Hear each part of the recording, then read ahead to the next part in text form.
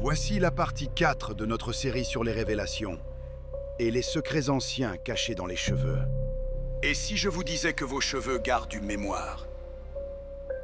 Comme l'eau, ils absorbent émotions, douleurs et parfois des esprits. Dans la Bible, c'est un signe puissant. Job, après la perte de ses enfants et de ses biens, déchira son manteau, se rasa la tête et se prosterna. Ésaïe 22:12 parle de se raser la tête en signe de repentance. Michée 1:16 ordonne « Rase-toi, rends-toi chauve comme l'aigle, car tes enfants partent en captivité. » Même Paul, dans Actes 18:18, se rase la tête pour accomplir un vœu sacré.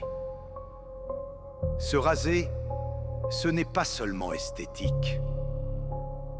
C'est se purifier, briser un lien, effacer une mémoire invisible. Mais ce qui se fait pour Dieu, d'autres l'utilisent pour des pratiques bien plus sombres. En Inde, lors d'exorcismes, les chamans emprisonnent les mauvais esprits dans les cheveux. Ces mèches devraient être détruites par le feu, mais certaines finissent revendues, circulant dans le commerce mondial. Et des clientes portent ces perruques sans savoir que sur leur tête reposent des cheveux maudits. Résultat, migraines, insomnie, échecs, maladies inexpliquées. Et ce n'est pas tout.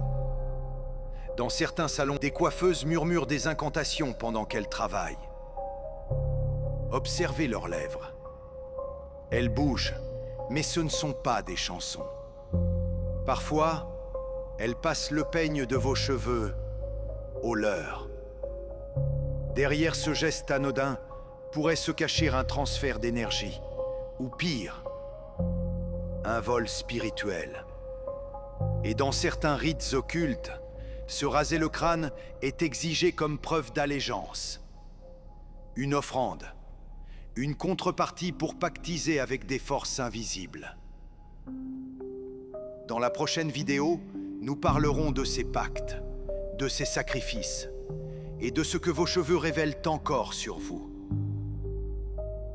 Je ne peux pas tout vous dire ici. Abonnez-vous à Moonjack et écrivez dernière partie en commentaire. On se retrouve demain pour une nouvelle vidéo. Et souvenez-vous, la vérité est souvent plus sombre que vous ne le croyez.